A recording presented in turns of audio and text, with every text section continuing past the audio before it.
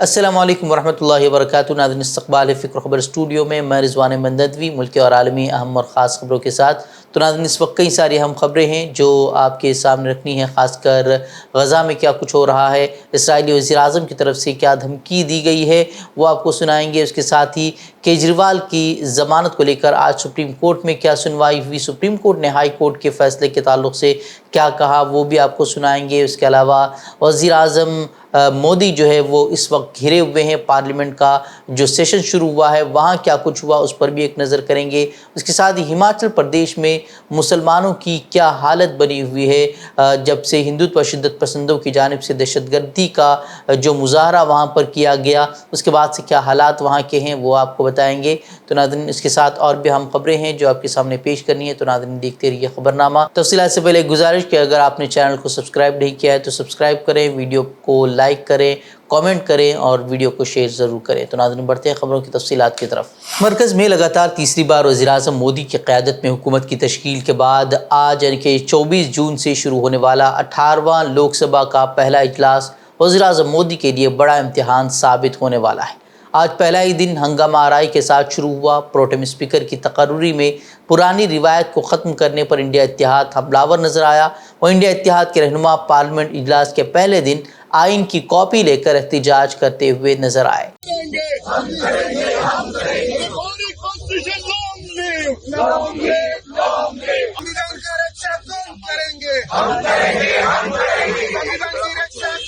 وہیں جب وزیر اعظم مودی رکن پارلیمنٹ کا حلف لے رہے تھے اس وقت اپوزیشن اراکین نے آئین کو لے کر انہیں آئینہ دکھاتے ہوئے آئین کی کاپی ہاتھ میں اٹھا لی اور نعرے لگانے لگے۔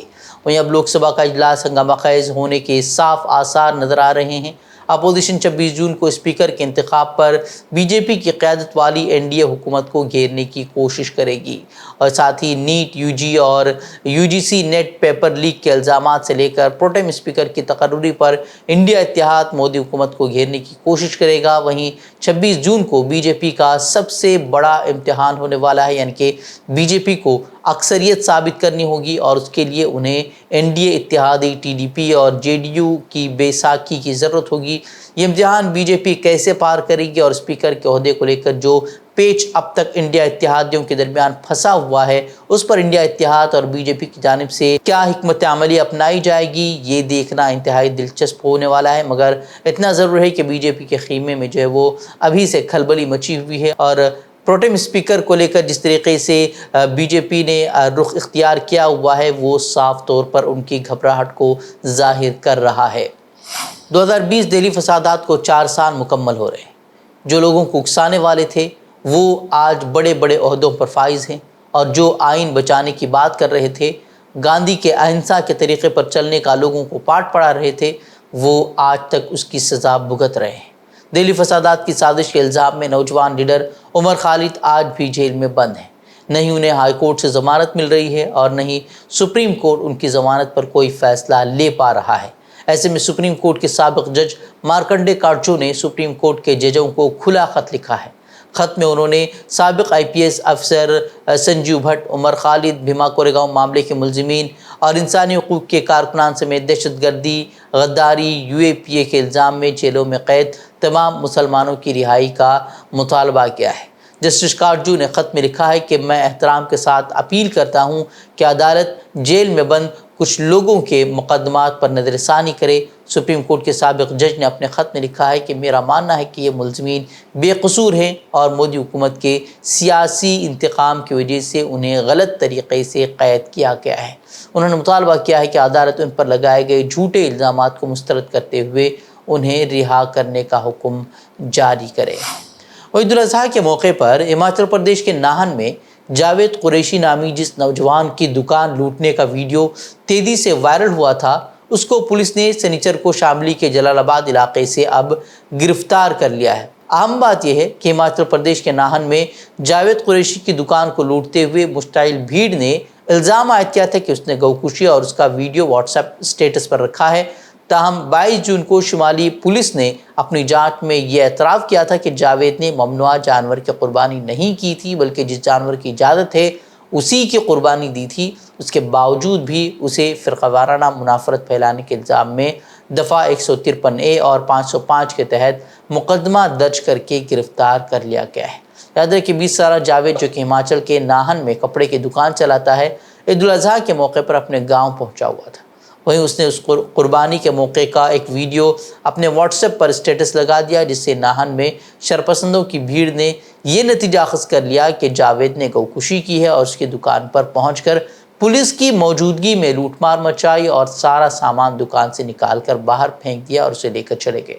اتنا ہی نہیں، دیگر مسلم تاجروں کی دکانوں کو بھی نشانہ بنایا جا رہا ہے اور انہیں بھی جو ہے علاقہ چھوڑنے کی دھمکیاں دی جا رہی ہیں۔ وہیں ہماچل کے ناہن میں کشیدگی کم ہونے کا بھی نام نہیں لے رہی۔ مسلمانوں کے خلاف اشتعال انگیزی کے پیش نظر کم از کم اب تک 16 مسلم خاندان نقل مکانی کر چکے ہیں۔ یہ بات خود وہاں کے مقامی ذمہ داران نے ایک ویڈیو جاری کر بتائی ہے۔ اس کے ساتھ ہی 24 جون اور 26 جون کو ہونے والی میٹنگوں کے تعلق سے اقلیتوں میں خوف و ہراس پھیلا ہوا ہے، کیونکہ شرپسند مطالبہ کر رہے ہیں کہ ناہن سے ان مسلمانوں کو نکال باہر کیا جائے جو کہ ہماچل کے نہیں ہیں۔ وہیں گزشتہ دنوں بجرنگ دل کے لیڈر نے مسلمانوں کو علاقہ خالی کرنے یا پھر نتائج بھگتنے کے لیے تیار رہنے کی بھی وارننگ دی تھی، لیکن ایسے لوگوں کے خلاف جو ہے پولیس کوئی ایکشن لیتی ہوئی نظر نہیں آ رہی۔ کیجریوال کی ضمانت پر اسٹے لگانے کے ہائی کورٹ کے فیصلے پر آج سپریم کورٹ نے بڑا تبصرہ کیا ہے۔ دراصل دہلی کے وزیر اعلیٰ کیجریوال کو گزشتہ دنوں ٹرائل کورٹ سے ضمانت ملی تھی، جس پر ای ڈی ہائی کورٹ چلی گئی، جس کے بعد ہائی کورٹ نے بغیر ٹرائل کورٹ کا فیصلہ دیکھے ہوئے ان کی ضمانت پر روک لگاتے ہوئے فیصلہ محفوظ کر لیا تھا، جس کے بعد عام آدمی پارٹی نے سپریم کورٹ کا دروازہ کھٹکھٹایا۔ آج سپریم کورٹ میں سماعت کے دوران عدالت نے دہلی ہائی کورٹ کی جانب سے کیجریوال کو منی لانڈرنگ کیس میں کوئی حتمی حکم جاری کیے بغیر ضمانت پر عبوری روک لگانے کے فیصلے کو غیر معمولی قرار دیا۔ سپریم کورٹ نے ریمارکس دیتے ہوئے کہا کہ اسٹے کے معاملات میں فیصلے محفوظ نہیں ہوتے بلکہ موقع پر ہی منظور ہوتے ہیں۔ یہاں جو کچھ ہوا وہ غیر معمولی ہے، تاہم اس نے کہا کہ وہ وہی غلطی نہیں کرے گا جو ہائی کورٹ نے عبوری روک لگانے کی تھی۔ ساتھ ہی عدالت نے کہا کہ چونکہ ہائی کورٹ نے اپنا فیصلہ محفوظ رکھا ہوا ہے تو آج سپریم کورٹ کی طرف سے اس معاملے میں مداخلت مناسب نہیں ہوگی۔ آج یا کل تک یعنی کہ 24 یا 25 جون تک جب ہائی کورٹ اس پر فیصلہ سنا دے گی تو اس کے بعد سپریم کورٹ اس پر سماعت کرے گی۔ ویسے اب دیکھنا اہم ہوگا کہ دہلی ہائی کورٹ کا کیا فیصلہ آتا ہے، اور اگر ہائی کورٹ سے فیصلہ کیجریوال کے خلاف آتا ہے تو پھر سپریم کورٹ کیا احکامات دے گا، یہ دیکھنا دلچسپ ہوگا۔ غزہ میں جاری اسرائیلی جارحیت کے خلاف اب بیرون ملک کی یونیورسٹیوں کے علاوہ ملک کی یونیورسٹیوں میں بھی احتجاج زور پکڑنے لگا ہے۔ خاص طور پر اسرائیل کے ساتھ رابطہ منقطع کرنے کا مطالبہ کیا جا رہا ہے۔ حیدرآباد میں واقع نیلسن لاء یونیورسٹی کے طلباء اور اساتذہ کے گروپ نے اپنے وائس چانسلر کو خط لکھ کر مطالبہ کیا ہے کہ غزہ میں اسرائیل کی کارروائیوں کے خلاف احتجاج کرتے ہوئے اسرائیلی تعلیمی اداروں سے یونیورسٹی کے تعلقات منقطع کیے جائیں۔ LLB، LLM اور department of management studies DOMS کے کل 275 طلباء نے اس خط پر دستخط کیے، جس میں مطالبہ کیا گیا ہے کہ فلسطین میں اسرائیلی کارروائیوں کی غیر واضح طور پر مذمت کی جائے اور اسرائیلی اداروں کے ساتھ بین الاقوامی تبادلے کے پروگراموں سے تمام تعلقات منقطع کیے جائیں۔ غزہ میں جنگ جاری ہے، ہزاروں افراد شہید ہو چکے ہیں، ہزاروں زخمی ہیں، جبکہ 2 ملین سے زائد افراد بے گھر ہو چکے ہیں اور اب تک جنگ بندی کے کوئی آثار نظر نہیں آ رہے۔ وہیں اب برطانوی تنظیم نے غزہ جنگ کی افراتفری میں 21,000 فلسطینی بچوں کے لاپتہ ہونے کا انکشاف کیا ہے۔ برطانوی امدادی گروپ سیو دی چلڈرن کے مطابق یہ ہزاروں لاپتہ فلسطینی بچے یا تو تباہ شدہ گھروں کے ملبے کے نیچے دبے ہوئے ہیں، یا پھر اسرائیلی فورسز کے ہاتھوں حراست میں ہیں، یا بے نشان قبروں میں دفن ہیں، یا اپنے خاندانوں سے بچھڑ گئے ہیں۔ سیو دی چلڈرن کے مطابق فلسطینی بچوں کی ایک تعداد وہ ہے جنہیں زبردستی لاپتہ کیا گیا ہے، انہیں حراست میں لیا گیا اور زبردستی غزہ سے باہر منتقل کیا گیا ہے، اور ان کے خاندانوں کو ان کے ٹھکانے کا پتہ نہیں ہے۔ ان بچوں کے ساتھ ناروا سلوک اور تشدد کی اطلاعات بھی ہیں۔ اس طرح کی رپورٹ جو ہے وہ سیو دی چلڈرن نے دی ہے۔ وہ حماس کے صفائی کے نام پر غزہ کو کھنڈر اور قبرستان میں تبدیل کرنے والے اسرائیلی وزیراعظم کا غزہ جنگ سے دل نہیں بھرا ہے۔ اب اسرائیلی وزیراعظم نے اعلان کیا ہے کہ غزہ میں حماس کے خلاف لڑائی کا موجودہ مرحلہ ختم ہو رہا ہے۔ انہوں نے مزید کہا کہ اب اسرائیل لبنانی عسکریت پسند گروپ حزب اللہ کا مقابلہ کرنے کے لیے اپنی شمالی سرحد پر مزید فوجی بھیجنے کا مرحلہ طے کر رہا ہے۔ نیتن یاہو کے ان تبصروں سے اسرائیل اور حزب اللہ کے درمیان ایک ایسے وقت میں کشیدگی مزید بڑھ سکتی ہے کیونکہ بظاہر دونوں جنگ کے قریب پہنچ رہے ہیں۔ نیتن یاہو نے یہ بھی اشارہ دیا ہے کہ غزہ میں اس طویل اور خونریز جنگ کا کوئی خاتمہ نظر نہیں آ رہا ہے۔ نیتن یاہو کے مطابق اب غزہ میں کم فوجیوں کی ضرورت ہوگی اور زیادہ فوجی حزب اللہ کے ساتھ جنگ کریں گے۔ اسرائیل کا کہنا ہے کہ اگر جنگ ہوئی تو لبنان دوسرے غزہ میں تبدیل ہو جائے گا۔ دوسری جانب ایران کے حمایت یافتہ دھڑوں کے حکام اور تجزیہ کاروں کا کہنا ہے کہ اسرائیل کے ساتھ جنگ کے لیے مشرق وسطیٰ میں ایران کے حمایت یافتہ گروہوں کے ہزاروں جنگجو لبنان آنے کے لیے تیار ہیں، اور اگر جنگ ہوتی ہے تو پھر اسرائیل کو مشکلات کا سامنا کرنا پڑے گا۔ روس کے شمال میں واقع جمہوریہ داغستان میں یہودی عبادت گاہوں اور گرجا گھروں پر مسلح افراد کے حملے میں پولیس اہلکاروں سمیت 23 افراد ہلاک ہوئے ہیں۔ حملہ وروں نے 2 گرجا گھروں اور 2 یہودی عبادت گاہوں کو اپنا نشانہ بنایا ہے۔ ایک چرچ اور ایک عبادت گاہ کو نظر آتش بھی کر دیا گیا ہے۔ حملے کے نتیجے میں کم از کم 15 پولیس اہلکار، ایک پادری اور ایک سیکیورٹی گارڈ ہلاک ہوا ہے، جبکہ حملہ وروں میں سے 6 پولیس کی فائرنگ سے ہلاک ہوئے ہیں۔